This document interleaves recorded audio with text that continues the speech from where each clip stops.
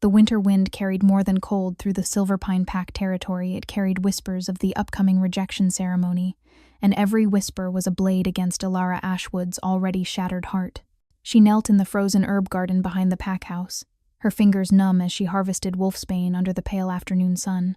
The irony wasn't lost on her. Wolfsbane, the plant that weakened wolves, that made them vulnerable and small, she'd been handling it without gloves for so long that her hands had developed permanent silver scars, like delicate lace wrapped around her fingers. If you're enjoying this story so far, don't forget to hit the like button and subscribe. Drop a comment telling me where in the world you're watching from. I love hearing from you. Perfect, she whispered to herself, her breath forming small clouds in the frigid air. Even my scars are proof I'm not strong enough to be hurt by what should hurt me. Talking to yourself again, Ash? The cruel voice made Elara's shoulders tense. She didn't need to look up to know it was Vivienne Frost, the beta's daughter and the most beautiful wolf in Silverpine. That's a sign of madness, you know. Though I suppose it doesn't matter. After tonight, you'll have plenty of time to go completely insane in whatever hovel takes you in. Elara kept her eyes on the Wolfsbane, her voice barely above a whisper. The Alpha asked for fresh Wolfsbane tea for the ceremony. I'm just following orders. Of course you are. Vivienne's perfectly manicured hand shot out, knocking over the basket Elara had spent 2 hours filling. Purple flowers scattered across the frozen ground. Oops, better start over. And do try to make yourself presentable for tonight. Even rejected Omegas should have some dignity when they're cast aside. As Vivienne's laughter faded toward the pack house, Elara slowly gathered the scattered Wolfsbane, each stem a small purple bruise against the white snow. Her wolf, Celeste, stirred weakly in her mind, barely more than a whisper of presence after years of suppression. Tonight, Celeste murmured, her voice fragile as spun glass. He's going to reject us in front of everyone. I know, Elara replied silently, blinking back tears that would only freeze on her cheeks. But maybe it's better this way. At least then we'll be free.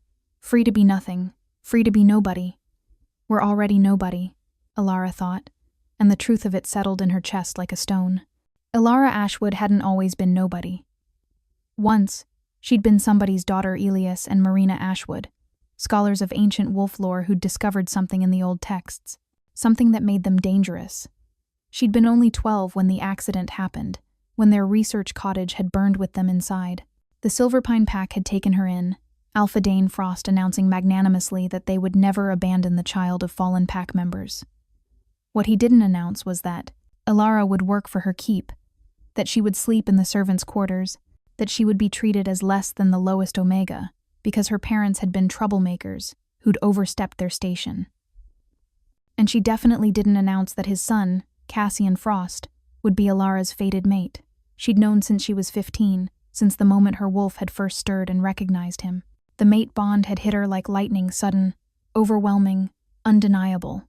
But Cassian had been 18, already being groomed as future alpha, already being courted by wolves from powerful families. He'd never acknowledged the bond, not once in the 7 years since.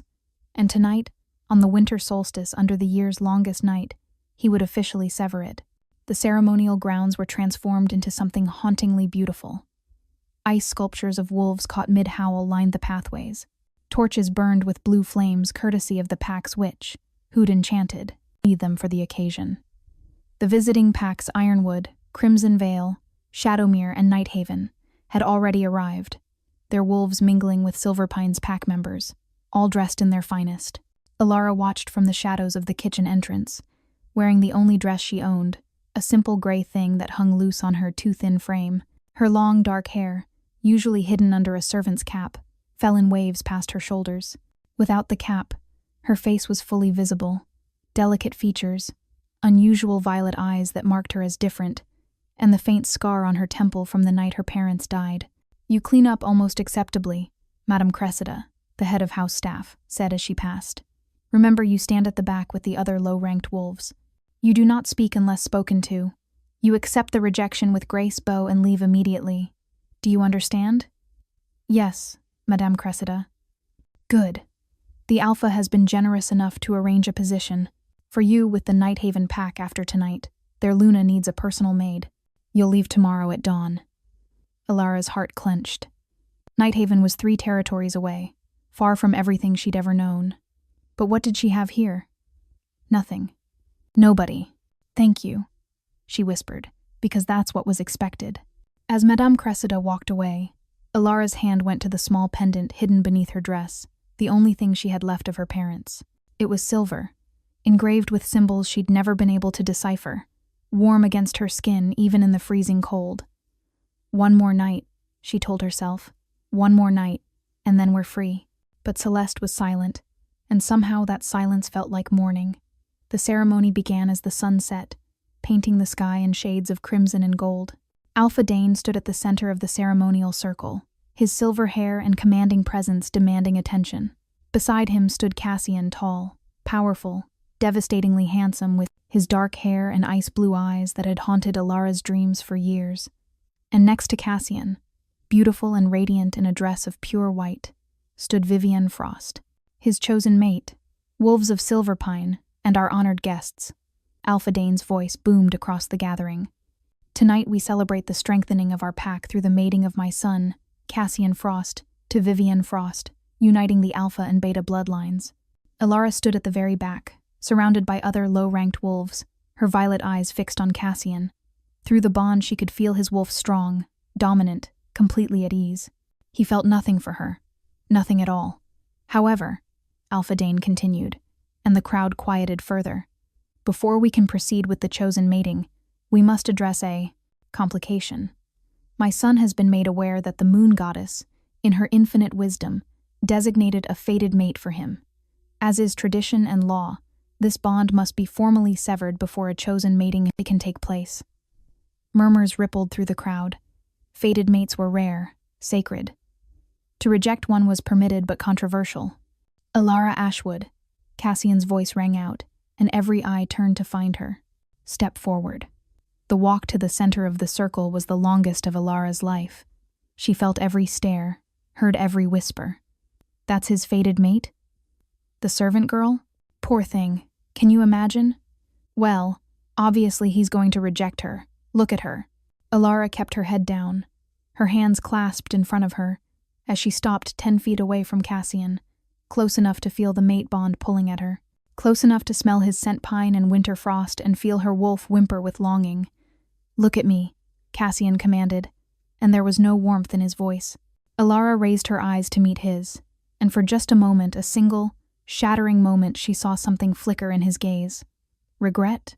Recognition? But it was gone so quickly she might have imagined.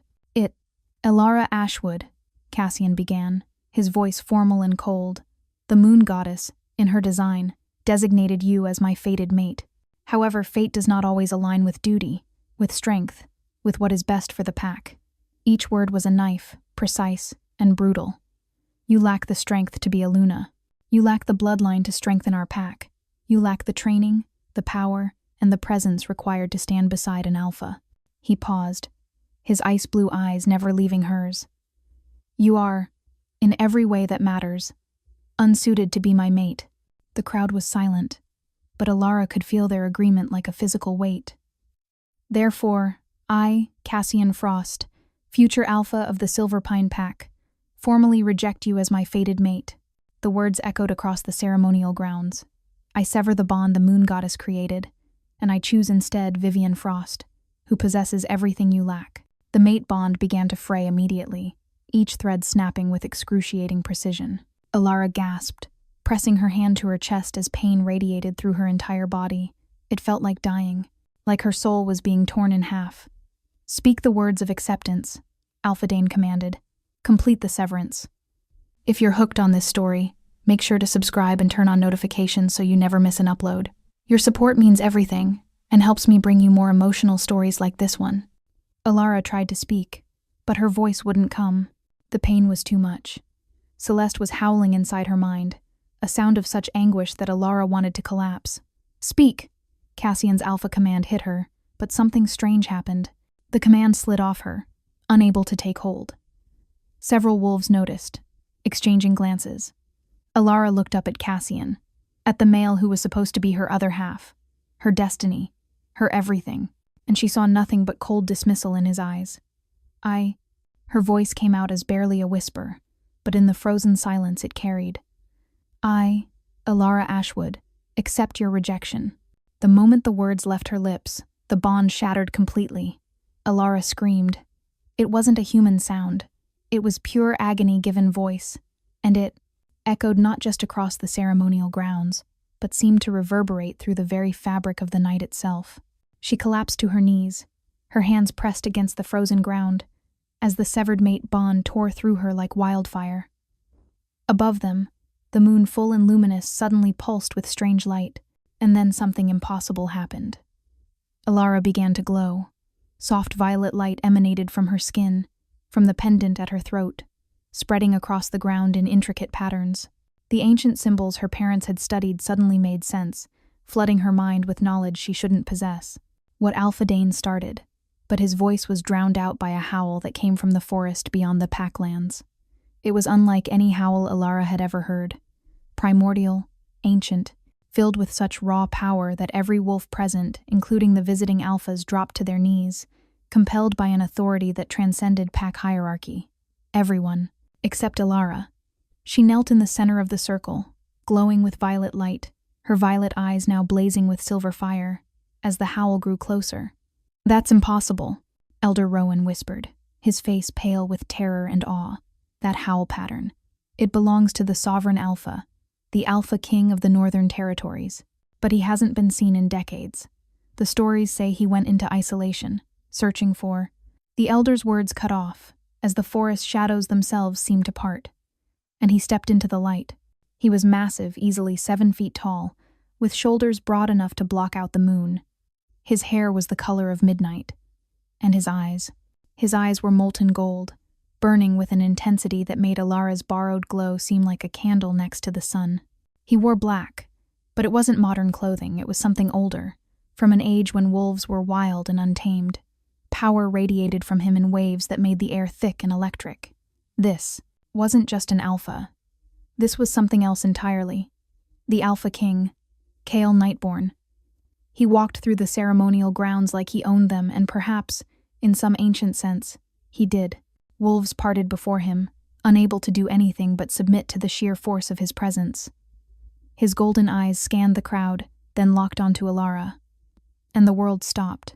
Elara felt it hit her like a tsunami, a connection so powerful, so absolute, that the mate bond she'd just severed felt like a pale imitation in comparison. This wasn't just recognition. This was destiny screaming at her, every cell in her body suddenly painfully alive. Kael stopped 10 feet away from her, his nostrils flaring as he scented the air. His eyes flashed pure gold, and when he spoke, his voice was deeper than thunder, more commanding than any alpha tone she'd ever heard. "You." That single word carried weight, promise, and possession all at once. Elara couldn't move, couldn't breathe, could only stare as this impossibly powerful wolf closed the distance between them in 3 strides. He knelt before her, the Alpha King, dropping to one knee before an Omega servant, and his hand reached toward her face with unexpected gentleness. "Your Majesty," Alphadane found his voice, though it shook. "We didn't know you were in the territory. If we had known—" "Silence."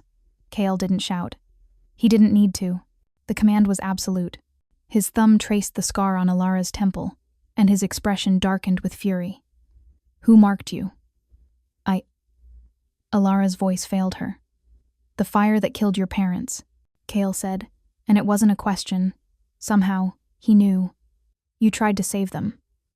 Elara's eyes widened. "How do you—" "I've been searching for you for 23 years, Kael said, his golden eyes boring into hers. "Since the night your parents sent me a message through the old ways, begging me to protect their daughter. Since the night someone burned their cottage with them inside, because they'd discovered the truth." The ceremonial grounds erupted in shocked whispers. "Your parents were my friends," Kael continued, his voice gentler now. "Elias and Marina were helping me search for someone precious. They died protecting that secret. Protecting you." "I don't understand," Elara whispered, tears streaming down her face. "I'm nobody. I'm just a—" "You are not nobody," Kael interrupted, his hand cupping her face. "You are Elara Ashwood, daughter of 2 of the bravest wolves I've ever known. You carry a bloodline that predates pack hierarchy, that connects directly to the first wolves. And," his eyes blazed brighter, "you are my fated mate." The crowd gasped collectively. "That's impossible," Cassian said, stepping forward despite the overwhelming pressure of Kale's presence. She was my fated mate. She can't be... Kale's head turned toward Cassian with predatory slowness, and the young alpha immediately fell silent. She was never yours, Kale said, his voice deadly quiet. The moon goddess sometimes creates false bonds tests to see if we'll choose duty over destiny, power over true connection. You failed that test. You rejected your chance to learn that true strength comes from protecting, not dominating. He turned back to Elara, and his expression softened in a way that transformed his terrible beauty into something almost gentle. But he did me a favor, Kale continued, because now you're free. Free to choose. Free to hear what I've crossed 3 territories to tell you. Elara's heart hammered in her chest. What? Kale's thumb wiped away her tears, his touch sending electricity through her entire body. You whispered to the moon that you're nobody. But the moon heard you, and she sent me to give you her answer. He leaned closer, his forehead nearly touching hers, his voice dropping to something intimate and profound. You're not nobody, Elara Ashwood. You're my fated mate. You're the one I've been searching for. You're the one who can stand beside a king not because of your rank, but because of your soul. The violet light emanating from Elara suddenly blazed brighter, and the pendant at her throat began to glow. Ancient symbols appeared in the air around them, and somewhere in the distance, wolves began to howl not in challenge, but in recognition. I don't. Elara's voice shook. I can't even shift properly anymore. My wolf is barely there. I'm broken, damaged. Then I'll be the one to help you heal, Kale said simply, if you'll let me. He pulled something from his pocket, a ring of silver and moonstone that seemed to capture starlight itself. I'm not asking you to accept me right now, Kale said. I'm asking for a chance to prove that what they told you about yourself was a lie, that you're not weak or worthless or damaged, that you're exactly who you were meant to be. He held the ring between them. But the choice is yours, Elara. Always.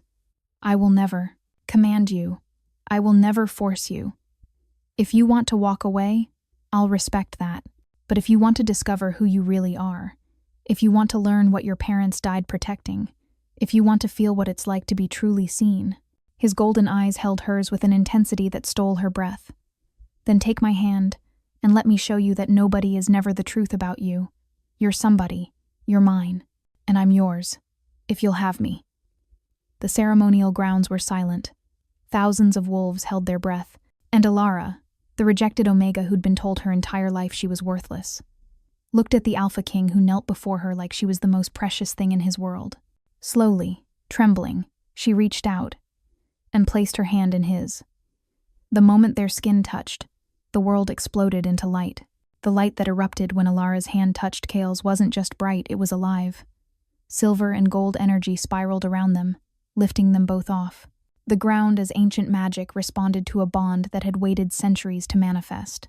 The symbols from Elara's pendant projected into the air, forming a sphere of swirling glyphs that rotated around the pair like a celestial map.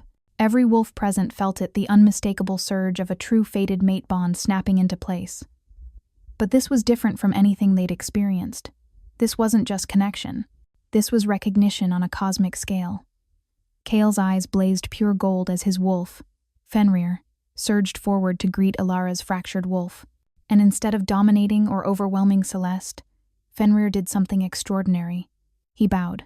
Inside Elara's mind, Celeste truly stirred for the first time in years. The silver wolf, small and scarred, emerged from the shadows where she'd been hiding. Fenrir approached her with reverence, his massive black form gentle as he touched his muzzle to hers. My queen, Fenrir's voice rumbled through both their minds.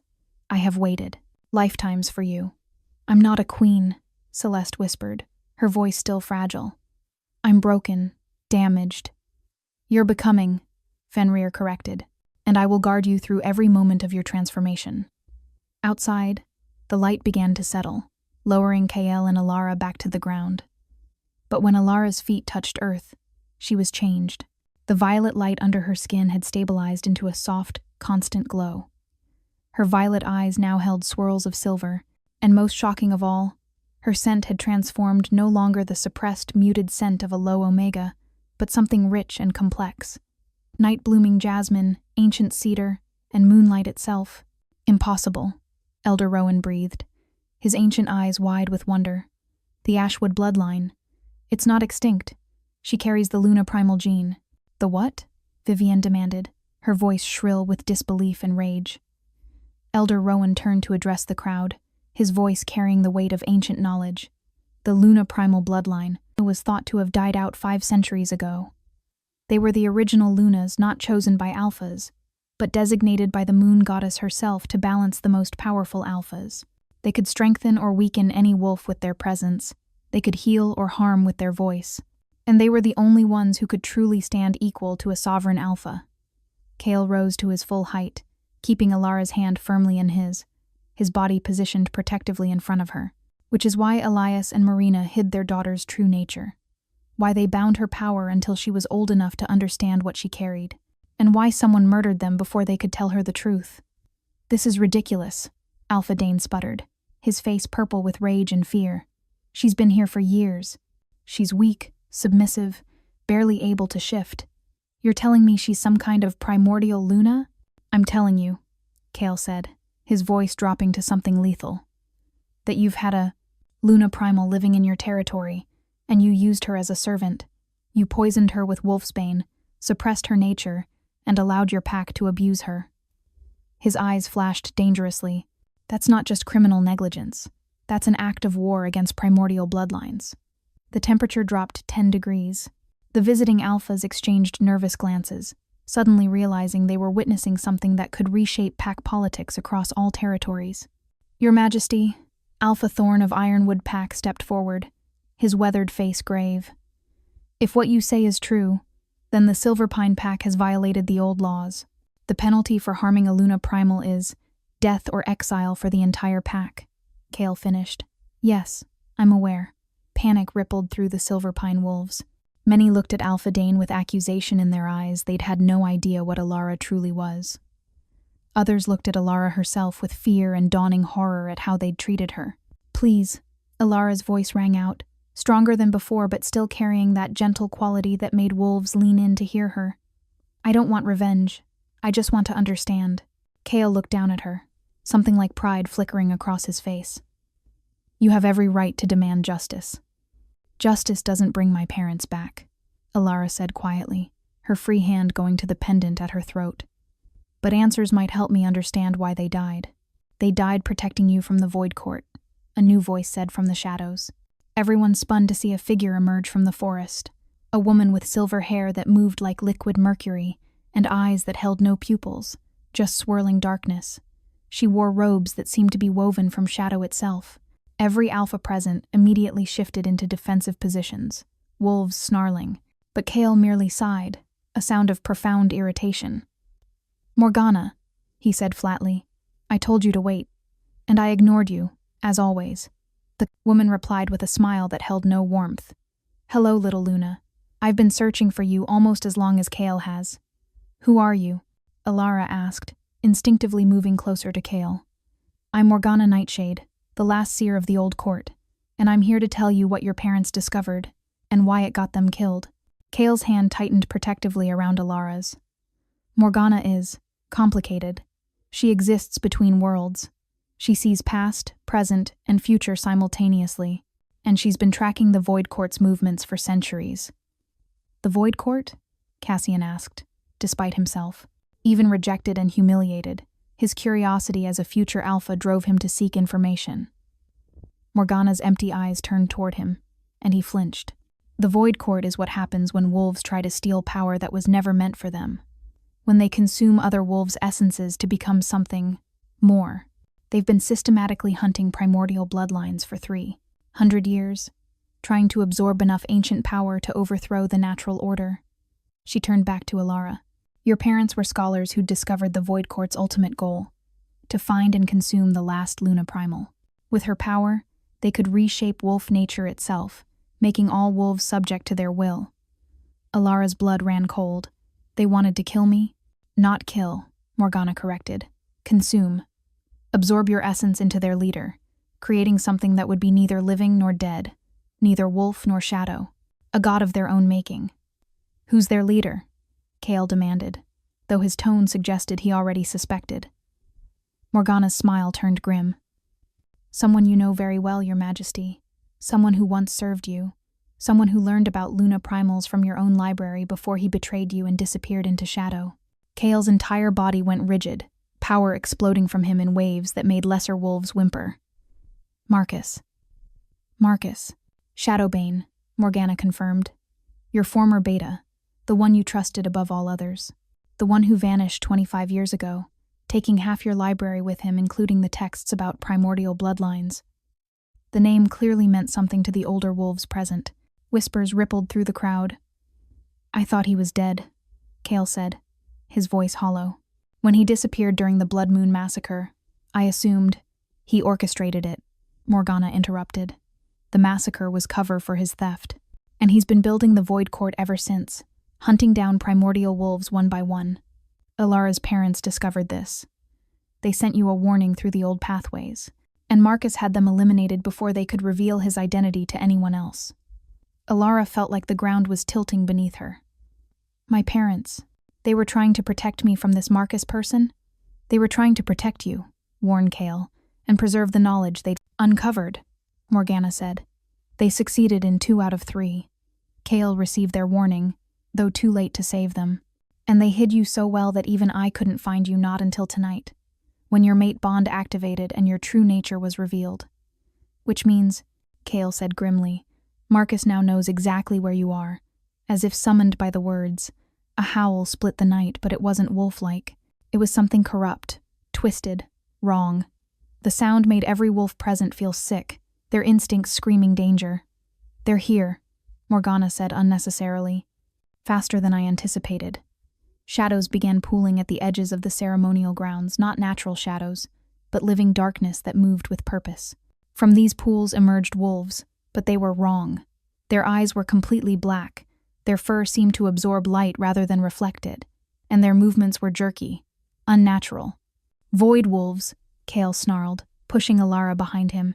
They're already turned. Their essences consumed and replaced with shadow. Everyone to the pack house, Alpha Dane commanded, finally taking charge. Protect the young and the elderly. Warriors, form defensive. His words cut off as a void wolf appeared directly behind him, moving faster than should be possible. Its jaws opened wide, aiming for his throat. Elara didn't think. She just reacted. No. Her voice carried power, real, tangible power that exploded outward in a wave of violet light. The void wolf froze mid-attack, its corrupted body suddenly encased in crystalline energy. Then it shattered, dissolving into harmless shadow that dissipated on the wind. Everyone stared at Elara in shock. She looked at her hands, which were glowing with that same violet light. I didn't mean to. That's Luna Primal power, Elder Rowan breathed in awe. The ability to purify corruption, to restore or destroy with voice alone. More void wolves poured from the shadows, dozens of them, and surrounding the ceremonial grounds. But they didn't attack immediately. Instead they parted, creating a pathway, and through that pathway walked a man who radiated wrongness. He was tall, almost as tall as Kale, with features that might have been handsome once but were now sharp and predatory. His eyes were completely black, like pools of void, and shadows clung to him like living things. He wore armor that seemed to be made from solidified darkness. Marcus. Kale's voice was colder than Arctic wind. I should have known you'd show yourself. Marcus Shadowbane smiled, and it was the smile of something that had forgotten how to be human. Hello, old friend. It's been too long. You murdered innocents. You corrupted our kind. You betrayed everything we stood for. I evolved, Marcus corrected. I realized that the old ways were holding us back. We could be so much more than what the moon goddess designed us to be. We could be gods. His black eyes fixed on Elara, and she felt, his gaze like ice water in her veins. And you, Marcus purred, are the final piece I need, the last Luna Primal. With your essence absorbed into mine, I'll have the power to reshape all wolves in my image. No more weakness, no more submission to arbitrary hierarchy, just pure, perfect power. She's under my protection, Kale said, his form beginning to shift. You'll have to go through me. Oh, I intend to, Marcus replied. In fact, I'm counting on it. You see, a Luna Primal needs an alpha to fully manifest her power. And what better way to break her than to make her watch me consume the wolf she's just bonded to? The void wolves surged forward as one. Kale shifted mid-motion, his human form exploding into his wolf, and what a wolf he was. Fenrir was massive, easily the size of a bear, with midnight black fur that seemed to drink in the moonlight. His eyes blazed molten gold, and power radiated from him like heat from a forge. Around them, other wolves shifted too. The visiting alphas and their warriors, Silverpine's guard, even some of the lower-ranked wolves who'd never fought before. Because when void wolves attacked, there were no ranks, only survival. But Elara couldn't shift. Celeste was stronger than before, but still too fractured, too damaged from years of suppression. "Stay behind me," Morgana commanded, stepping in front of Elara. The seer's hands moved in complex patterns, and barriers of silver light erupted around them. "Your power is awakening, but you don't know how to control it yet. Don't try to fight. Just survive." Elara watched in horror as the battle erupted around her. Fenrir was a force of nature, tearing through void wolves like they were made of paper. But for every one he destroyed, 2 more seemed to take its place. Other wolves were fighting valiantly, but void wolves didn't fight like normal wolves. They moved in unnatural ways, reformed from shadow when they should have died, and their bites corrupted, turning wounded wolves' eyes black. No, Elara whispered, watching a young warrior from Silverpine, barely 18, get bitten. His eyes immediately began to darken. "Stop this, please. They can't hear you," Morgana said grimly, her barriers holding against 3 void wolves that slammed against them. The void blocks out everything but Marcus's will. But Elara wasn't talking to the void wolves. She was talking to something older, something that had been sleeping inside her since birth. "Mother," she thought desperately, clutching her pendant. "If you can hear me, if you left any guidance, I need it now. I don't know how to use this power. I don't know how to save them." The pendant grew warm against her skin, then hot, then blazing. And suddenly, Elara wasn't standing in the ceremonial grounds anymore. She stood in a memory, or perhaps a vision. Her mother, Marina, stood before her, looking exactly as Elara remembered. Warm brown eyes, gentle smile, the scent of lavender and old books. "My darling girl," Marina said, her voice thick with emotion. "If you're seeing this, then the worst has happened. Your father and I are gone, and you've finally awakened." "Mama," Elara sobbed, reaching for her, but her hand passed through the vision. "Listen carefully, love. You don't have much time." Marina's form flickered. "Your power isn't just about purifying corruption or commanding wolves. That's the surface ability. The true gift of a Luna Primal is this. You are a bridge between what is and what could be. You can see the true nature of any wolf, their potential, their core essence, uncorrupted by shadow or trauma or time." The vision shifted, showing Elara countless wolves, some she recognized, others she didn't. "The void wolves attacking now, they're not lost," Marina continued. "Their essences are trapped, imprisoned by Marcus's corruption. But you can free them, not by destroying the corruption, but by calling to who they truly are, by singing them home." "Singing?" Elara asked. Marina smiled. "We call it purification, but your grandmother called it the true name song. Every wolf has a true name, the sound of their soul, the frequency of their essence. If you can hear it, if you can sing it back to them, you can remind them of who they are beneath the corruption." "But I don't know how." "You do," Marina interrupted gently. "You've always known. Remember when you were small and you'd hum to injured animals? They'd calm immediately, their wounds healing faster. Remember when your father was sick and your lullabies brought him back from fever dreams?" Elara did remember. She'd thought it was just coincidence, just a child's comfort. "That was your power manifesting even while bound," Marina said. "Now it's unbound. Now you're bonded to an alpha king who can channel and amplify it. Together, you can do what no wolf has done in 500 years. "What?" Marina's image began to fade. "You can heal the unhealable, save the unsavable, and show Marcus Shadowbane that power taken by force will never match power given by love." "Wait, don't go. You need to trust yourself," Marina said, her voice growing distant. "And trust your mate. He's been waiting for you for so long, Elara. Don't make him wait any longer. Go. Save them. Save him. Save yourself."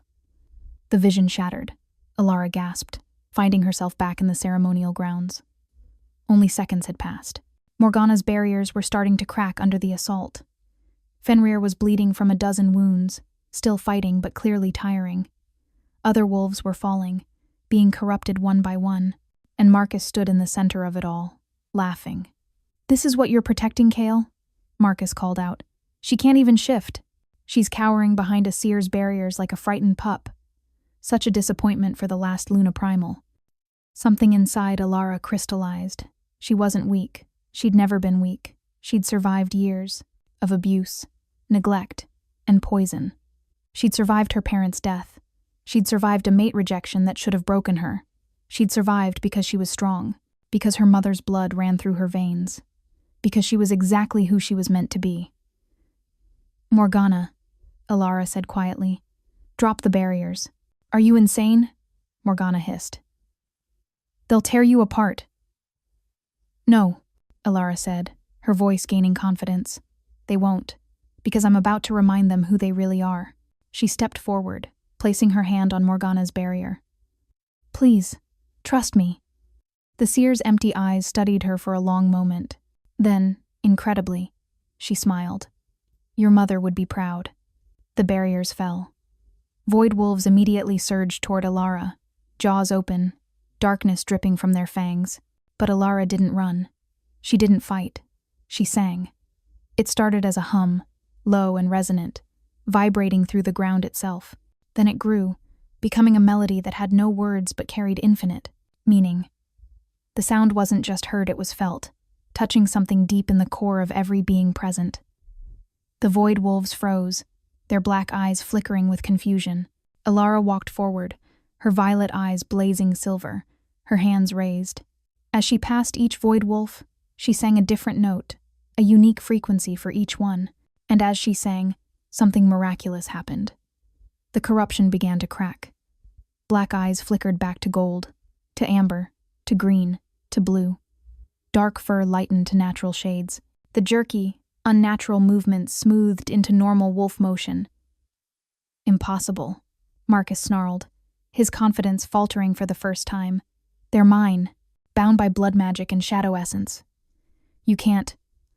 "I'm not breaking your bindings," Elara said, her voice carrying across the battlefield with supernatural clarity. "I'm reminding them that they're more than what you made them, that their true names are louder than your corruption." She turned to Fenrir, who stood, frozen, staring at her with something like wonder in his golden eyes. Through their mate bond, she felt his question. "Trust me," she sent back. "Lend me your strength, and I'll show you what we can do together." Without hesitation, Fenrir's power flowed through their bond, massive, ancient, absolute. But he didn't try to control or direct it. He simply gave it to her, trusting her to use it as needed. Elara took that power and transformed it, channeling it through her voice, through her song. The melody grew louder, spreading across the entire ceremonial ground, reaching every corrupted wolf. And one by one, they remembered. A void wolf near the back, a young female suddenly shifted back to human form, gasping and crying. "I remember," she sobbed. "My name is Sarah. I'm from Crimson Vale. He took me 3 months ago. I thought I was lost forever."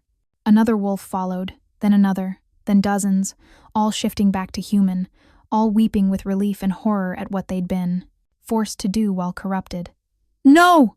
Marcus roared, his form exploding with shadow energy. "You're ruining everything. Do you have any idea how long it took to build this army? How many wolves I had to consume to gain this power?" He moved faster than sight, appearing directly in front of Elara, his hand wreathed in void energy and aimed at her heart. But Fenrir was faster. The massive black wolf intercepted, taking Marcus's attack meant for Elara. The void energy hit him square in the chest, and Fenrir's howl of pain shook the very air. "Kale!" Elara screamed, feeling his agony through their bond. Fenrir collapsed, his massive form hitting the ground hard. Shadow corruption began spreading across his black fur, turning it sickly gray, his golden eyes flickering toward black. "Perfect." Marcus laughed. "Kill your own mate, Luna Primal, or watch as I corrupt him and force him to kill you himself. Either way, I win." Elara dropped to her knees beside Fenrir's fallen form, her hands, hovering over his chest where the corruption was spreading like poison. Through their bond, she could feel him fighting, feel his consciousness struggling against the void trying to consume him. Elara, Fenrir's voice in her mind was strained. Run. While you still can. Don't let him take you. I'm not leaving you. Elara shot back fiercely. We just found each other. I'm not losing you now. She pressed her hands against his chest, feeling the corruption writhing beneath her palms like a living thing. But she also felt something else, Fenrir's true essence, his soul, burning bright and defiant beneath the darkness. All she had to do was reach it. Elara closed her eyes and sang directly to him, not a word, but a note that resonated with his very being. The sound of midnight forests and ancient mountains, the frequency of unwavering loyalty and protective fury, the resonance of a soul that had waited centuries to find its other half. She sang his true name. The corruption screamed as it was forced out, dissolving like smoke in sunlight. Fenrir's eyes blazed back to molten gold, and his fur returned to pure midnight black. He shifted back to human form, Kale, whole and healed, staring up at Elara with wonder. You saved me, he breathed. We save each other, Elara corrected. That's what mates do. Marcus's roar of fury drew their attention. The corrupted alpha stood in the center of the ceremonial grounds, shadows swirling around him like a storm. If I can't have your essence willingly, I'll take it by force. He raised both hands, and the shadows exploded outward in a wave of pure void energy enough to consume everyone present. But Elara was done being afraid.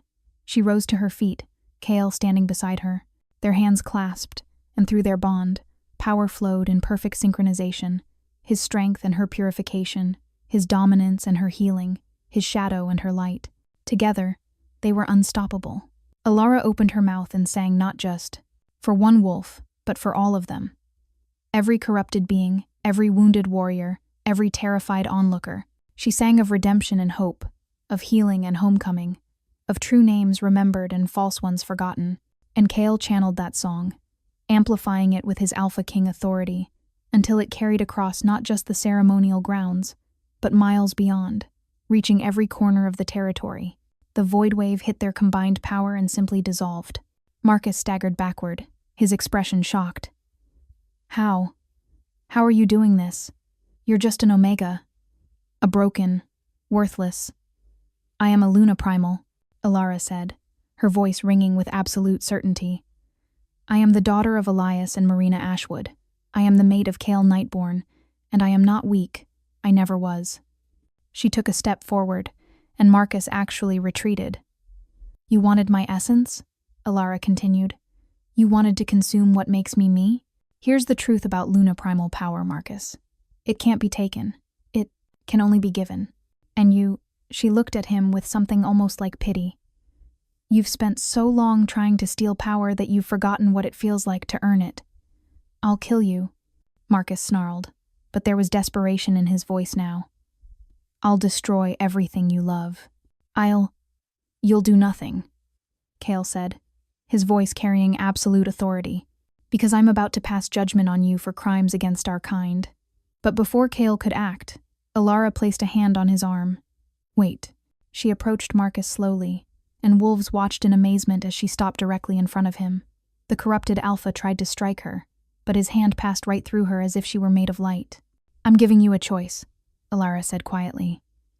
The same choice you gave all those wolves you corrupted. You can let go of the power you've stolen and return to who you were before the void consumed you. Or you can cling to it and let it destroy what's left of your soul. That's not a choice, Marcus spat. That's weakness. No, Elara said sadly. Weakness is being so afraid of not being enough that you destroy everyone around you. Weakness is mistaking cruelty for strength. Weakness is... She looked him directly in his black eyes. Spending centuries running from yourself because you're terrified of what you'll find if you stop. For just a moment, something flickered in Marcus's expression. Something almost human. Who were you? Elara asked gently. Before the void? Before the corruption? Who was Marcus Shadowbane when he was just a wolf trying to find his place in the world? And in that moment, Marcus's armor cracked. The shadows around him wavered. His black eyes flickered with hints of color. And for the first time in centuries, he remembered. I was afraid, Marcus whispered, his voice raw. I was Kale's beta, But I was never enough, never strong enough, never powerful enough. Every day I watched him lead, watched him, command respect, and I knew I'd never measure up. So when I found the old texts about void magic, about power that could make me equal, he looked at his hands, at the corruption that coated them. I thought if I was strong enough, I'd finally matter. But the void whispered that I needed more. Always more. More power, more essence, more souls consumed. And by the time I realized what I'd become, I was too far gone to turn back. "You're not too far," Elara said. "No one is. Not while they still remember who they were." She reached out, her hand hovering near his chest. "Let me help you. Let me sing your true name and remind you of who Marcus Shadowbane was before fear consumed him." Marcus looked at her hand, then at Kale, who stood ready to strike if needed but willing to wait. "If you do this," Marcus said slowly, "the void will try to destroy me from within rather than let me go. It's a parasite. It won't release its host willingly." "Then we'll fight it together," Elara said simply. Marcus stared at her for a long moment. Then, incredibly, he laughed a broken, desperate sound. "You're either incredibly brave or incredibly foolish." "Both," Kale said dryly. It's one of her most frustrating qualities. And for the first time in the entire encounter, Marcus smiled, not the predatory expression from before, but something genuine and sad. "You chose well, old friend." He took a deep breath, then nodded. "Do it. Whatever happens, it's better than this." Elara placed her hand over his heart and closed her eyes. This would be harder than the others. Marcus had been corrupted for centuries, his true essence buried under layers of void energy and consumed souls. But she could feel it there, a tiny spark of light struggling beneath the darkness. She began to sing. The void inside Marcus immediately fought back, tendrils of shadow erupting from his skin, trying to silence her. But Kale was there, his power forming a shield around them both, keeping the corruption contained. Elara sang of loyalty and friendship, of a young wolf who'd wanted so badly to be worthy of the trust his alpha placed in him. She sang of centuries of regret, of the wolves consumed and the innocents destroyed. She sang of the possibility of redemption, of a future where the past didn't have to define the present. She sang Marcus Shadowbane's true name, and the void screamed.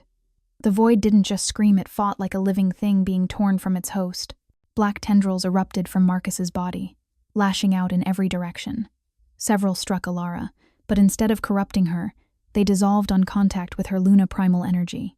Others hit Kale's shield and recoiled as if burned. Through it all, Elara kept singing. Inside Marcus's core, she could see the battle playing out. Centuries of consumed souls not gone, but trapped, imprisoned within the void like flies in amber. They recognized her song, recognized the call to freedom, and they began to fight back from within. "Help her!" Morgana shouted to the assembled wolves.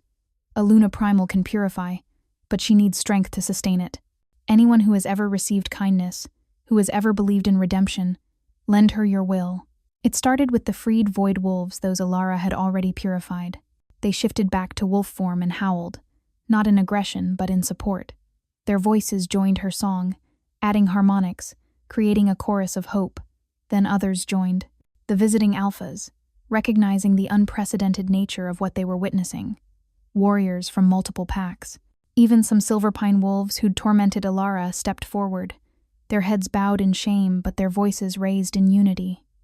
And Cassian, the former mate who'd rejected her, stood at the edge of the circle, his ice-blue eyes fixed on Elara with an expression of profound regret. He didn't howl, he couldn't bear to presume he had the right, but he bowed his head and pushed every ounce of his alpha strength toward her through sheer force of will. The combined energy flowed into Elara like a river, and she channeled it all through her song, through Marcus, into the void corruption itself.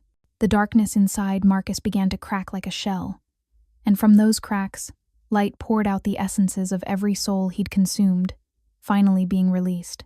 Wolves materialized around them, translucent and glowing.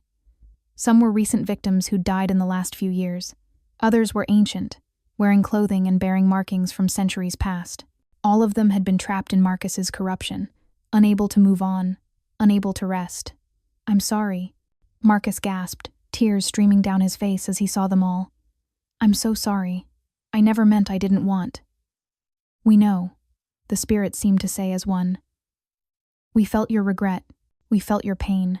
We forgive you. And one by one, they faded, not destroyed, but freed, finally able to move on to whatever lay beyond.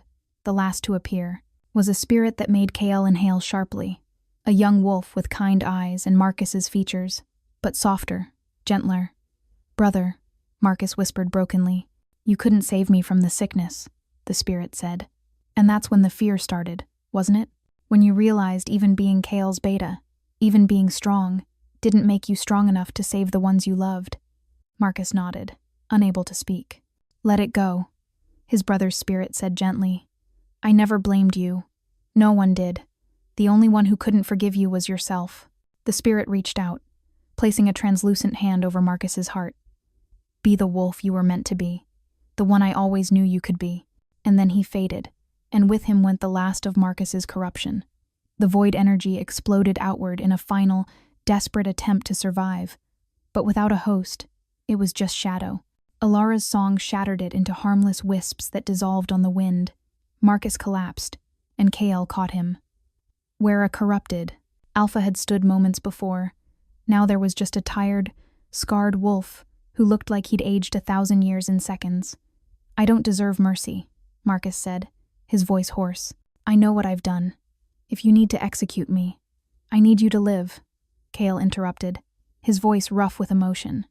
"I need you to spend the rest of your life making amends, helping the survivors you created, teaching younger wolves about the dangers of seeking power over purpose." He paused. "I need my friend back."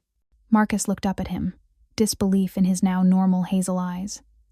After everything, I'm still the wolf who chose you as my beta all those centuries ago," Kael said. "The wolf who knows that you were good before fear broke you, and if Elara can offer you redemption, how can I offer any less?" Elara's hand touched both of theirs. "Redemption isn't given, it's earned, but everyone deserves the chance to try." She swayed suddenly, exhaustion hitting her like a physical blow. Purifying Marcus had taken everything she had and more.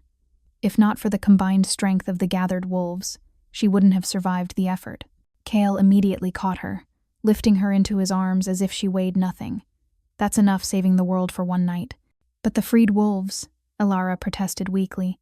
They need their Luna to be alive and healthy," Kael said firmly. "The rest can wait." Morgana stepped forward, her empty eyes somehow conveying approval. "The Seer's Sanctuary is 3 miles north. It's warded against all magic void, shadow, or otherwise. The freed wolves can recover there while we figure out what comes next."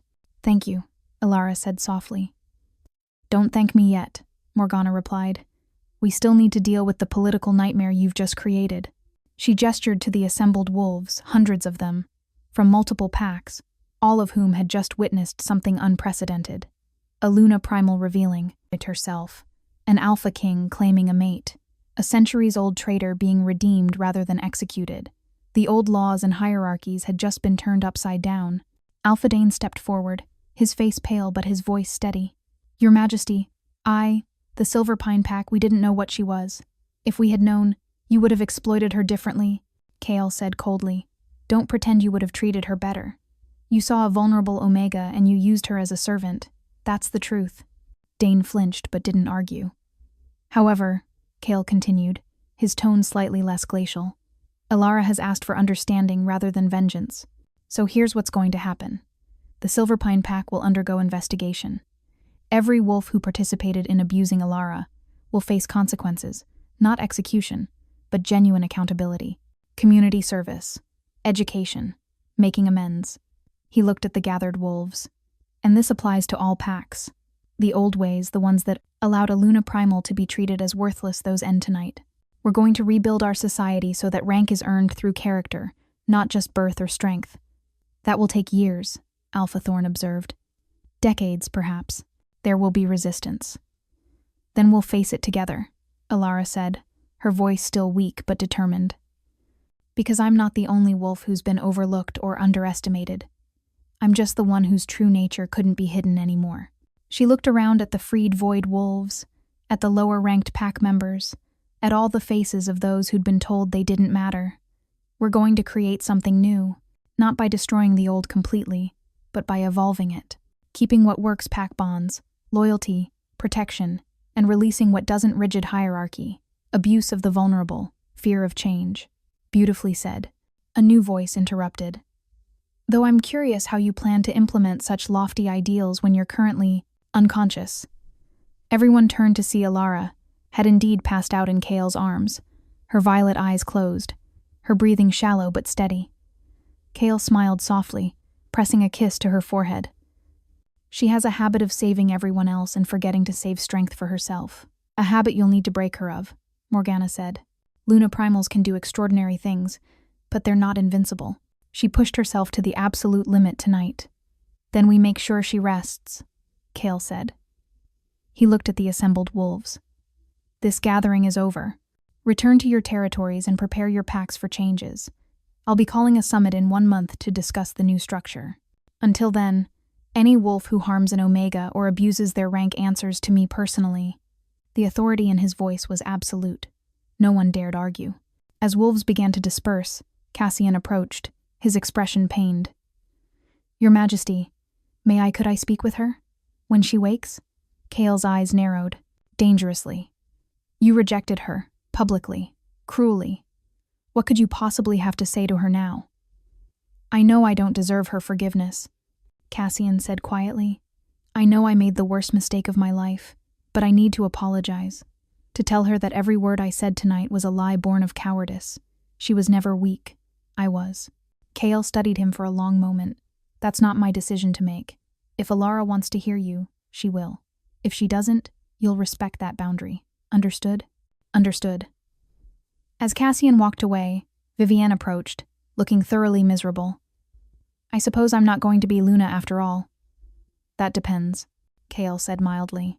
Can you learn to be better than you were? Vivienne blinked in surprise. You're not going to punish me? Elara wouldn't want that, Kale said.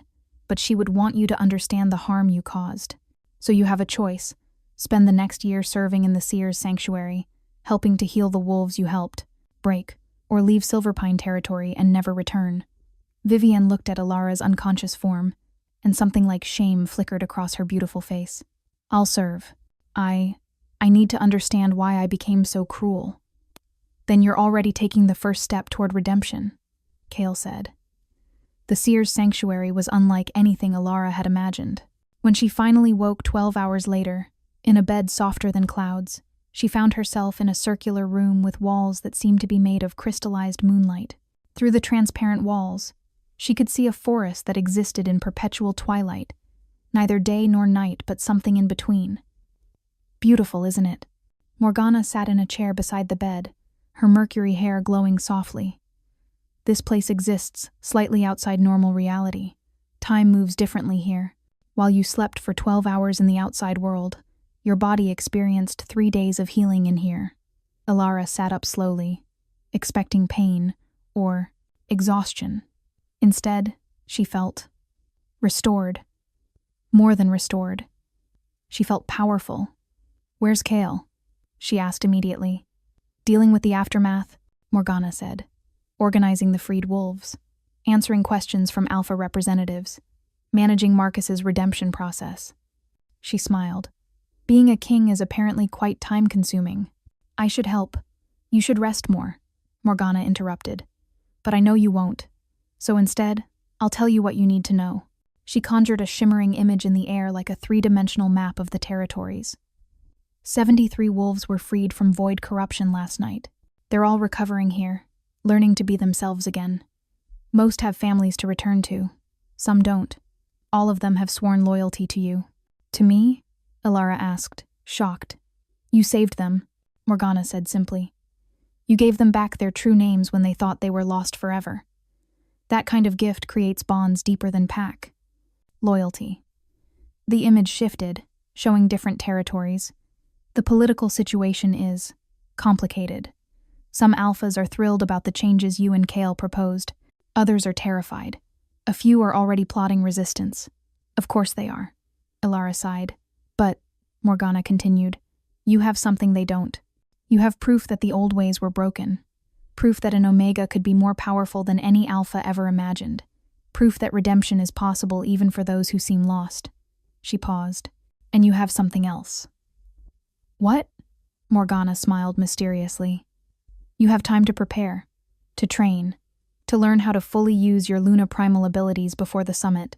That's why Kale agreed to let you stay here for the next 3 weeks. 3 weeks? Elara started to protest. But 3 weeks where you'll learn from me, from the ancient texts your parents left behind, and from your own instincts, Morgana said firmly. 3 weeks where you'll learn, discover that being a Luna primal isn't just about purification. It's about balance, about understanding the true nature of wolves, about being worthy of standing beside an alpha king, Elara finished quietly. About being worthy of yourself, Morgana corrected. The alpha king part is just a bonus. A knock on the door interrupted them. Morgana's empty eyes somehow conveyed amusement. Speaking of bonuses, Kale entered, and Elara's breath caught. She'd seen him in battle, seen him as the powerful Fenrir, seen him pass judgment like a king.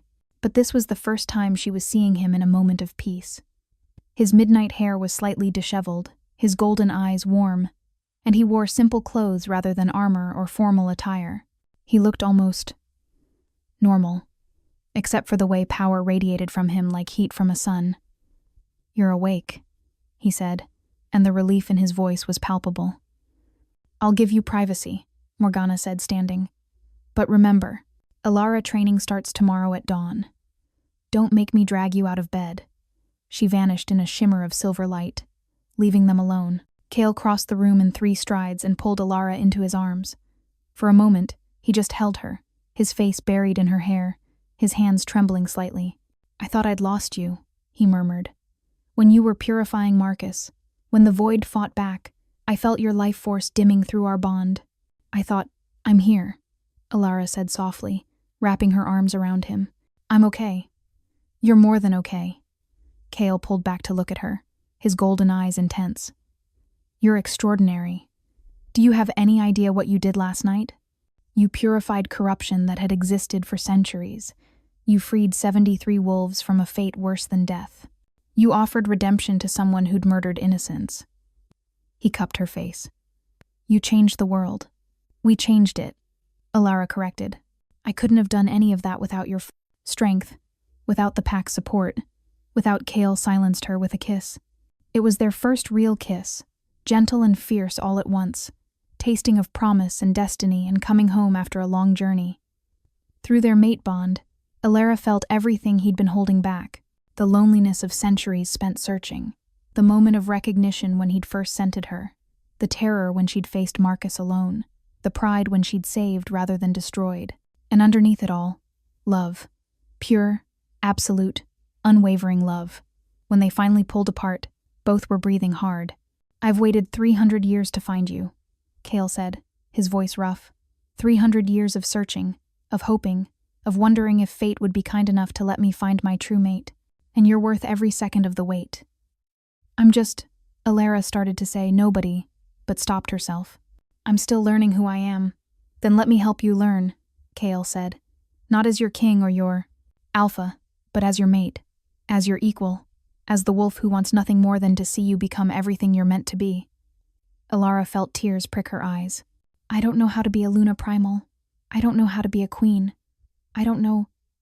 Neither do I, Kale interrupted with a soft smile. I've been a king for 3 centuries, but I've never been a true mate. We'll figure it out together. He took her hand, his thumb tracing the silver scars from the Wolfsbane. These are beautiful, you know. They're proof of your survival, your strength. They're proof I was too weak to resist the poison, Elara said bitterly. They're proof you endured, Kale corrected. That's a different kind of strength. The kind that can't be taught, only earned through suffering. He brought her scarred hand to his lips. And I promise you no one will ever hurt you like that again. You can't promise that, Elara said. We're about to challenge the entire pack hierarchy.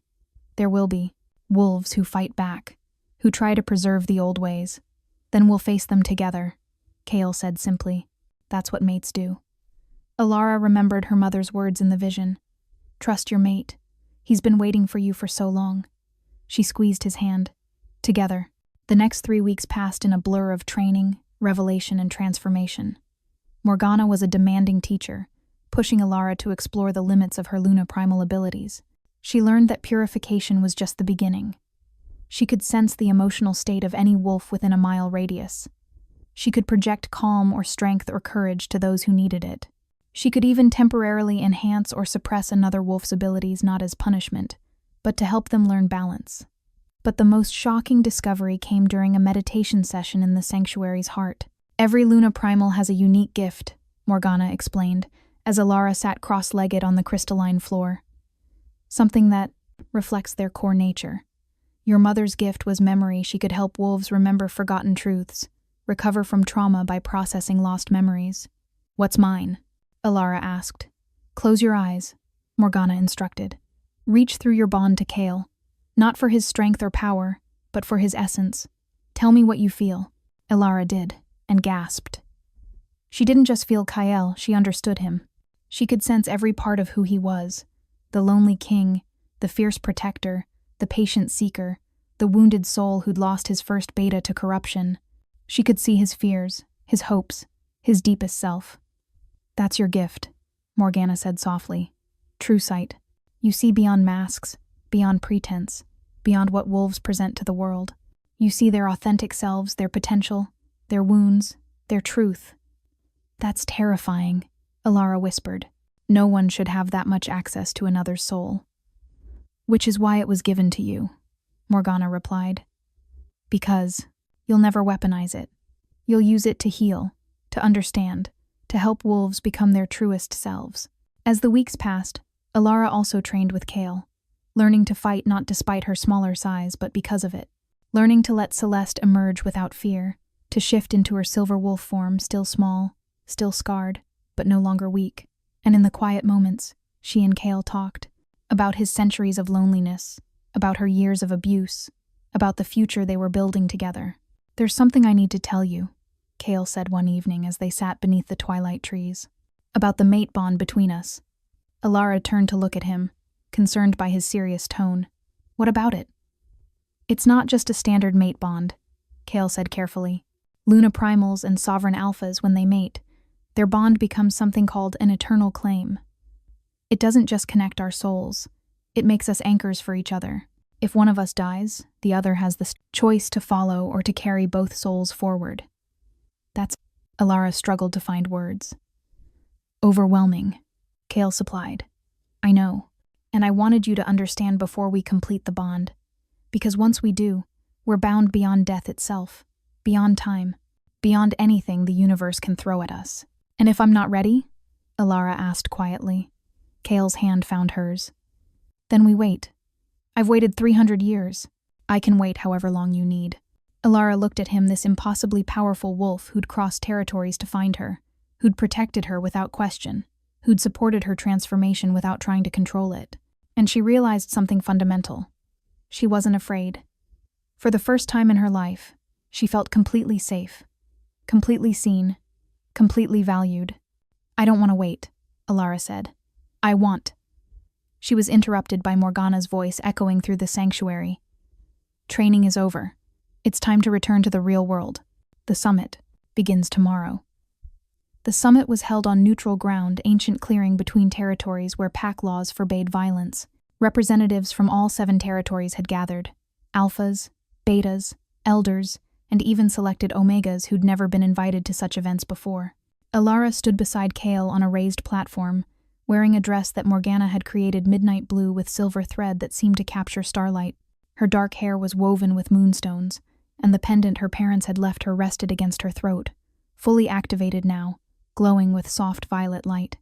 She looked every inch a Luna, a queen, but she still felt like the scared servant girl inside. You're not, Kale's voice came through their bond. You're so much more. And I'm right here. The summit began with Kale addressing the assembled wolves. He spoke of the changes that were coming, of the need to evolve beyond the rigid hierarchies that had allowed abuse and corruption to flourish. Some wolves nodded in agreement. Others looked skeptical. A few were openly hostile. Then it was Elara's turn to speak. She stepped forward, and every eye turned to her. She felt their judgment, their curiosity, their doubt. And she felt something else, through her true sight, their fear. They were afraid of change, afraid of losing the security of knowing their place in the hierarchy, afraid of a world where being strong didn't automatically mean being valued. I understand your fear, Elara said, and her voice carried across the clearing with supernatural clarity. Change is terrifying. The unknown is terrifying. Looking at yourselves honestly and admitting that the old ways caused harm is terrifying. She descended from the platform, walking among the wolves. But I'm going to tell you a secret. I was terrified every day for 7 years. Terrified of being hurt, of not being enough, of dying alone and forgotten. I lived in fear because that's what the old hierarchy taught me, that I deserved to be afraid because I was weak. She stopped in front of an older alpha who'd been particularly vocal about opposing change. But I wasn't weak. I was strong. I survived. And the only reason I didn't see my own strength was because everyone around me had been taught that strength only looks one way. She turned to address the crowd again. We're not destroying pack bonds or loyalty or the things that make us wolves. We're just expanding the definition of strength to include compassion, resilience, wisdom, and heart. Pretty words, a voice called out. Alpha Ronin of the Shadowmere Pack, one of the more traditional leaders. But how do we know this isn't just a power grab? You claim to be a Luna Primal, but we only have your word and Morgana's that such things even exist. Then let me prove it, Elara said simply. She walked to the center of the clearing and raised her hands. Every wolf here, close your eyes. I'm going to share something with you. Murmurs of confusion rippled through the crowd, but slowly, wolves obeyed. Elara took a deep breath and activated her true sight, but this time she reversed it. Instead of seeing into others, she let them see into her. Every wolf present suddenly experienced Elara's memories. The night her parents died, the years of abuse, the Wolfsbane burns, the rejection ceremony, the moment Kale appeared, the purification of Marcus, the freed void wolves weeping with gratitude. They felt her pain, her loneliness, her strength, her hope, and they understood.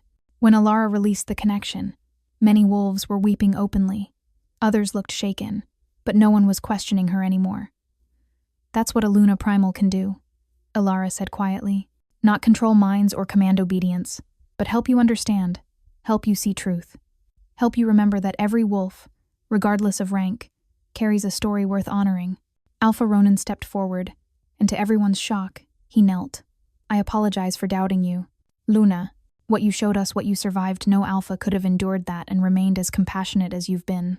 One by one, other wolves began kneeling, not in submission, but in respect. Rise, Elara said, her voice gentle. That's the whole point. No more kneeling to power, no more rigid hierarchies. We stand together, or we fall apart.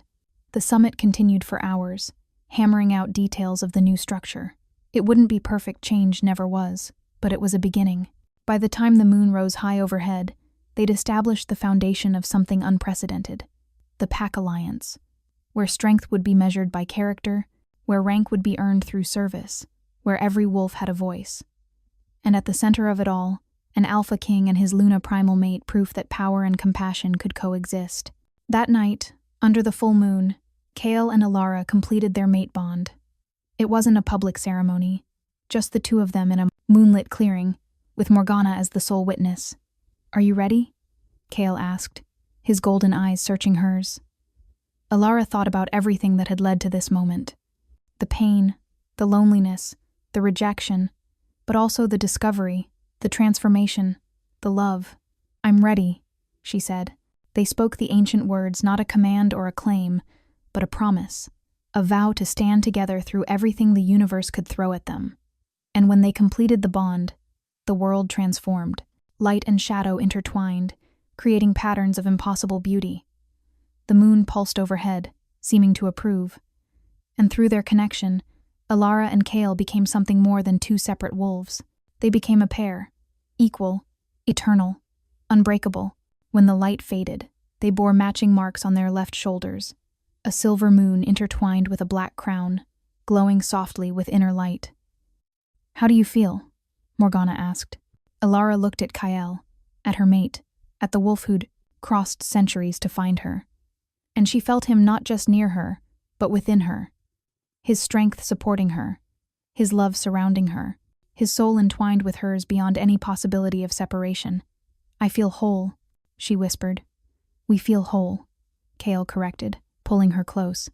Because that's what we are now. Not King and Luna, not Alpha and Omega, just us, together.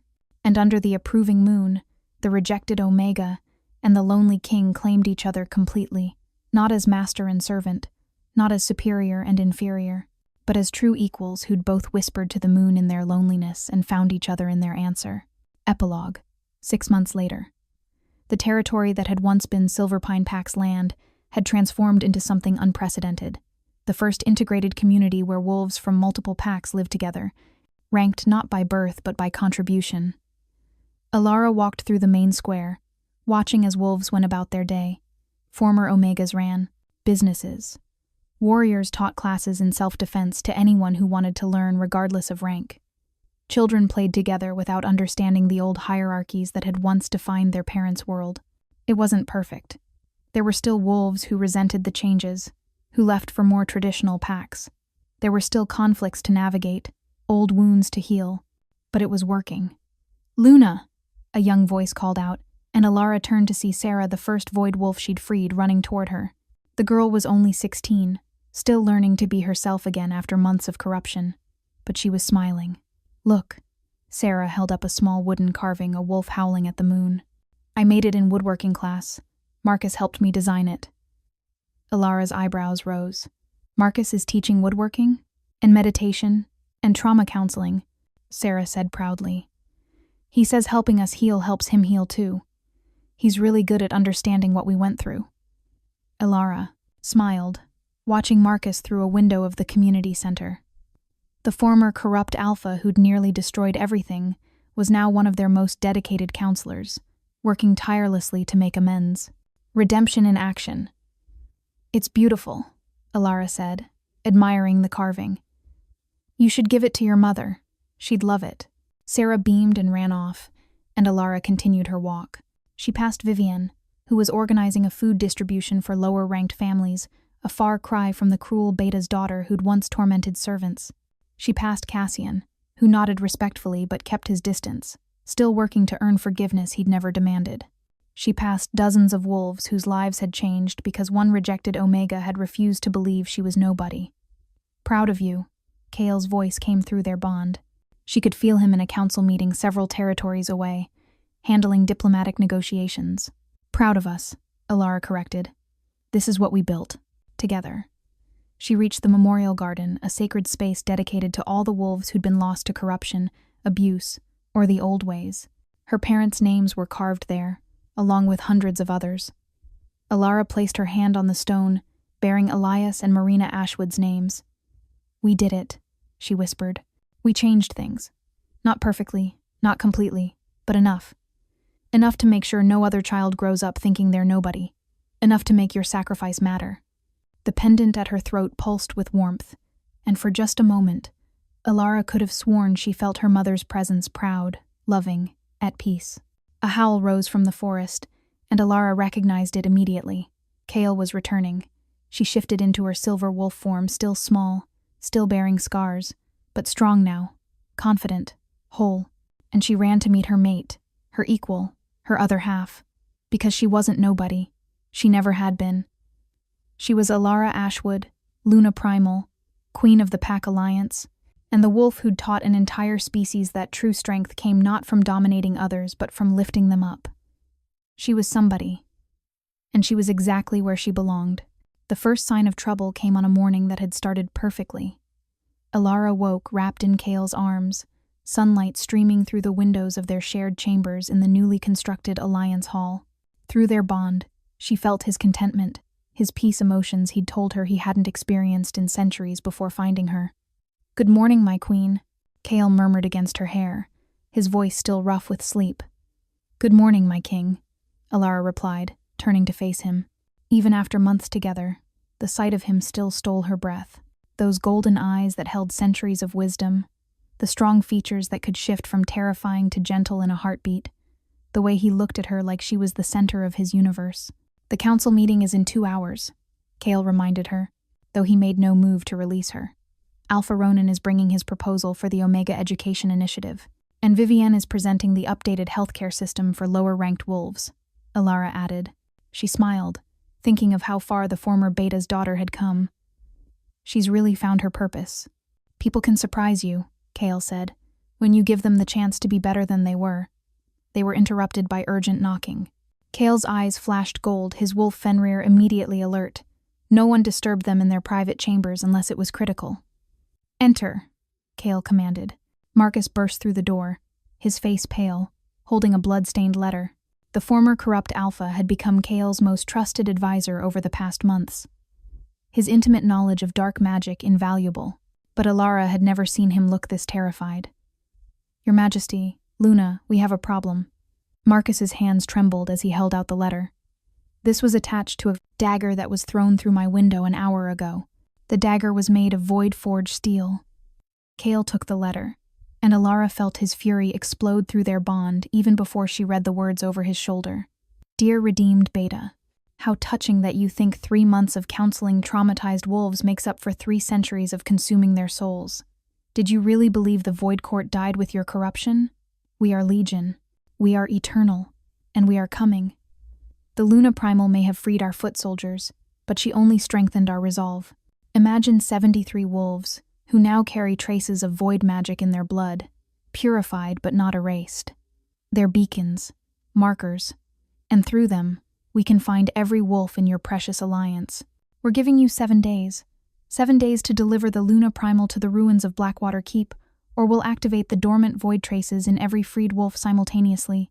They won't turn corrupt, that would be too merciful. They'll simply burn from the inside out as the void essence consumes them. Tell your king that his mate's compassion will be the death of everyone she tried to save. Signed, the Void Court Council. The letter wasn't signed with a name, but with a symbol. 7 intertwined shadows forming a crown of darkness. This is impossible, Elara whispered, her voice shaking. I purified them completely. I sang their true names. There's no void left. There's always something left. Morgana's voice came from the doorway. The seer materialized from shadows, her empty eyes grave. Purification removes the corruption, but it leaves a scar, a memory in the blood. I should have warned you, but I didn't think. She stopped, her expression pained. I didn't think any void mages survived Marcus's redemption. How many are we talking about? Kale's voice was deadly calm, the tone he used when he was most dangerous. The Void Court was always structured in circles, Marcus said, his voice hollow. I was the outer circle, the corrupted alpha who gathered wolves for consumption. But there were inner circles, mages who studied void magic without being consumed by it, strategists, scholars of dark arts. He met Kale's eyes. I never met them. They kept themselves hidden, even from me. All my orders came through shadow messages like this one. So we have an unknown number of void mages threatening to murder 73 innocents unless we hand over Elara. Kale summarized. And we have 7 days to find them. 6.5 now, Morgana corrected. The letter was sent at midnight. Time is already running. Elara felt the weight of 73 lives pressing down on her. Sarah, who'd just learned to carve wood. Daniel, who was training to be a healer. Little Maya, who was only 12 and still had nightmares about her time corrupted. All of them would die because she hadn't been thorough enough, because her compassion had left them vulnerable. No, Kale said firmly, and she realized he'd felt her guilt through their bond. This is not your fault. You saved them. The Void Court is weaponizing your mercy, but that doesn't make mercy wrong. He's right, Marcus added quietly. I would know. For 3 centuries, I weaponized every kindness, every trust, every moment of vulnerability. That's what darkness does. It perverts the good into weapons. But the answer isn't to stop being good. It's to be smarter about how we protect what we love. Then we need a plan, Elara said, straightening her shoulders. We're not giving them what they want, and we're not letting those wolves die, which means we have 6.5 days to find the Void Court and end them. Kale's hand found hers, their mating marks glowing softly. Together, she echoed. The emergency council meeting convened within the hour. Every alpha, beta, and key representative of the Alliance gathered in the Great Hall, and Elara felt the shift in atmosphere. Immediately. The easy cooperation of the past months was strained by fear. This is exactly what I warned about. Alpha Garrett of Stonehaven growled, his scarred face grim. We changed too much too fast, made too many enemies, and now innocents will pay the price. The innocents were already paying under the old system, Vivienne countered, her voice sharp. Or did you forget the dozens of Omegas who died from abuse and neglect every year? That's different. It's not different at all, Elara interrupted, her Luna primal authority making every wolf in the room focus on her. Both are systems built on the suffering of the vulnerable. The only difference is we chose to name one evil and ignore the other. She stood, and even without trying, her power filled the room, not oppressive, but undeniable. The Void Court is threatening 73 wolves because they know we'll tear ourselves apart trying to save them. They're betting that fear will make us abandon everything we've built. That we'll either sacrifice me to save the many, or sacrifice the many to protect me. And what's your answer? Alpha Ronan asked quietly. We do neither, Kale said, rising to stand beside her. We hunt them down and we end them. All of them. Permanently. In 6 days? Someone scoffed. We don't even know where they are. But we know where they'll expect us to look, Marcus said, unrolling a map across the council table. Blackwater keep the place they named in their message. It's a ruin, abandoned for 2 centuries after a plague wiped out the pack that lived there. But it's built on a convergence of ley lines, streams of primordial magic that void mages can tap into. He marked several other locations on the map. If they're planning a large-scale working, something powerful enough to activate dormant void traces in 73 wolves simultaneously, they'll need to be somewhere with access to deep magic. These are the only 7 places in our territories. That would work. Then we split up, Alpha Thorn suggested. 7 locations, 7 strike teams. That's what they want, Morgana interrupted. Divide our forces, scatter our strongest fighters. While we're investigating ruins, they could be attacking the freed wolves directly. So, we're damned either way, Garrett muttered. Not necessarily, Elara said slowly, an idea forming. What if we don't investigate the locations at all? What if we draw them out instead? Every eye turned to her. They want me, Elara continued. They've always wanted a Luna Primal's power. So we give them what they want, or make them think we are. We announce that I'm surrendering myself to save the freed wolves. We set a meeting. And when they come to claim me, we spring the trap. Kale finished, understanding dawning in his eyes. Use you as bait. Absolutely not, Marcus said immediately. If anything goes wrong, if they manage to take you, they won't, Elara said with more confidence than she felt. Because I won't actually be there. Not physically. She turned to Morgana. You can create illusions, can't you? Projections that seem real? Morgana's empty eyes widened. You want me to create a projection of you? Can you? Technically, yes, but it would only fool them from a distance. Up close, they'd sense the difference immediately. Then we don't let them get close, Kale said, catching on. We create a scenario where they have to act from a distance, force them to reveal themselves before they can claim the prize. The plan took shape over the next hour. They would announce that Elara had decided to surrender herself at Blackwater Keep in 3 days early, before the 7-day deadline. The freed wolves would be placed under heavy guard in the Alliance Hall's most secure chambers, surrounded by protective wards, and watched by their strongest warriors. Meanwhile, Morgana would create a projection of Elara that would travel to Blackwater Keep, accompanied by what appeared to be a small honor guard, but was actually their most skilled fighters in disguise. And the real Elara would be linked to the projection through Morgana's magic, able to see and hear everything, while safely hidden in the Alliance Hall's sanctum, ready to use her Luna Primal abilities, the moment the Void Court revealed themselves. It's risky, Alpha Ronan said when they'd finished outlining the strategy. Everything worth doing is, Elara replied. But it could work, Vivienne added, surprising everyone. The Void Court thinks they understand us, thinks they can predict how we'll react. They're expecting either desperate defense or tragic sacrifice. They won't expect strategy. There's one more thing, Marcus said hesitantly. If this works, if we capture or confront the Void Court leadership, you need to be prepared for who they might be. What do you mean? Elara asked. Marcus's expression was pained. Void magic doesn't just corrupt randomly. It's drawn to certain types of wolves, those who feel powerless, those who've been overlooked or diminished, those who, he took a breath, those who have legitimate grievances against the pack structure. The implication hung heavy in the air. The Void Court might not be strangers. They might be wolves they knew, wolves who'd been hurt by the old system and chose darkness instead of change. Then we'll offer them the same choice I offered you, Elara said firmly. Redemption or consequences.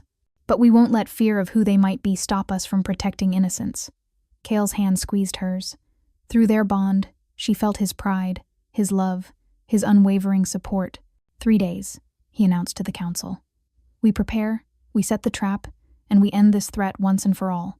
Dismissed. That night, Elara stood on the balcony of their chambers, watching the moon rise over the Alliance territories. In the distance, she could see lights from the communal housing, where the freed void wolves lived, unaware of the danger hanging over them. You're thinking too loudly, Kale said, wrapping his arms around her from behind. I can feel your worry through the bond. What if we're wrong? Elara whispered. What if the plan fails and they die because I wasn't good enough? Stop. Kale turned her to face him, his golden eyes fierce. You are enough. You've always been enough, and we're not going to fail. You can't know that. I know this. I've lived for over 3 centuries. I've seen empires rise and fall. I've watched wolves make every mistake imaginable. And in all that time, I've never met anyone with your combination of strength and compassion. He cupped her face. The Void Court is counting on you doubting yourself. Don't give them that power. Elara leaned into his touch, drawing strength from his certainty. Promise me something. Anything. If it comes down to choosing between me and those 73 wolves, if somehow they manage to force that choice, it won't, promise me, Elara insisted, that you'll choose them. That you won't sacrifice innocence just to save me. Kale was quiet for a long moment. Then he pressed his forehead to hers, his voice rough with emotion. I promise that I will trust you, that whatever choice you make in that moment, I will support it. But don't ask me to promise I can watch you die. That's one vow I can't make. Through their bond, Elara felt the depth of his love, and it humbled her.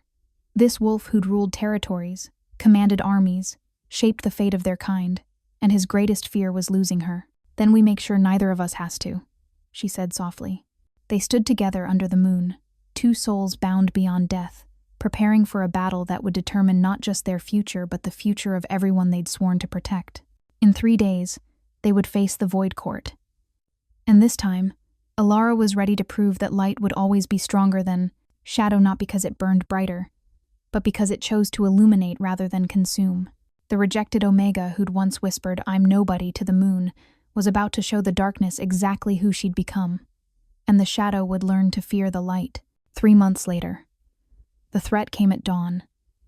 Marcus burst into their chambers, face pale, holding a blood-stained letter. Your Majesty, Luna the Void Court isn't dead. The message was simple and terrifying. Surrender Elara to Blackwater Keep in 7 days, or 73 freed void wolves would burn from dormant corruption left in their blood. Impossible, Elara whispered. I purified them completely. Purification removes corruption but leaves scars, Morgana said, materializing from shadows. Memory in the blood. The Void Court can activate it.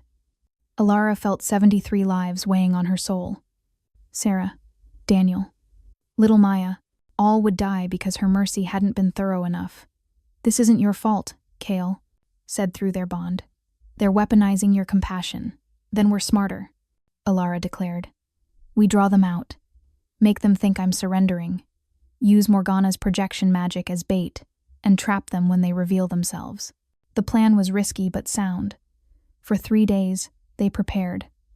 The Blackwater trap. The trap worked perfectly. When void mages emerged, expecting to claim their prize, they found Morgana's projection dissolving and Alliance warriors surrounding them.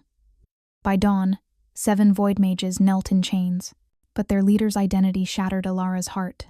Elder Rowan, the ancient wolf who'd first named her Luna Primal, stared back with empty eyes. Why? Elara's voice broke. You supported us. I supported chaos, Rowan said quietly. 8 centuries, watching hierarchies crush spirits. I thought void magic could reset everything. Your kindness was too slow, too forgiving of those who'd caused suffering. So you became what you hated, Kale said coldly. Rowan met Elara's eyes. I'm not asking for redemption, but understand sometimes the broken don't want to heal. Sometimes they just want the world to hurt as they do. Tears slipped down Elara's cheeks. Then I'm sorry I couldn't reach you in time. You did, Rowan said softly. That's why I stopped fighting. Your vision is better than mine. I just couldn't let go of my pain long enough to see it. 6 months later, the Alliance territories thrived. Former enemies worked together. Children played without understanding the rigid hierarchies that once would have defined them. The freed void wolves survived, their blood finally clear of corruption. Elara stood in the memorial garden, placing a stone for Elder Rowan, who'd chosen exile and died peacefully in the wilderness. "Will we ever stop facing threats?" she asked Kale. "No," he said honestly, "but we'll face them together, choosing light over darkness, even when darkness seems easier." Elara surveyed their world Omegas, leading packs, warriors teaching children regardless of rank, Marcus counseling trauma survivors, Vivienne organizing healthcare for the vulnerable, hope replacing fear everywhere she looked. "I used to whisper to the moon that I was nobody," she said softly. Kale pulled her close, his eternal mate, his equal. "And the moon sent me to tell you the truth, that I'm somebody. That I'm somebody. That you're everything," Kale corrected. "My fated mate. My queen. The wolf who proved that strength without compassion is just cruelty. Wearing a crown." Around them, the Alliance flourished proof that rejected Omegas could become queens, that corrupted wolves could find redemption, that systems built on cruelty could transform into communities built on respect. Their story began with rejection and pain, but it would continue with hope, healing, and the certainty that nobody was ever truly nobody. Under the approving moon, Elara Ashwood, once the broken servant who believed she was worthless, stood as Luna Primal and Alpha Queen, living proof that the most powerful magic wasn't domination or corruption. It was seeing someone's true worth when the world had taught them they had none. It was choosing mercy without weakness. It was building something better, together. Because that's what true mates did. They saved each other, and then they saved the world. Thank you so much for watching until the end. If you loved this story, check out the other videos on your screen now. I think you'll really enjoy them. And don't forget to subscribe if you haven't already. See you in the next story.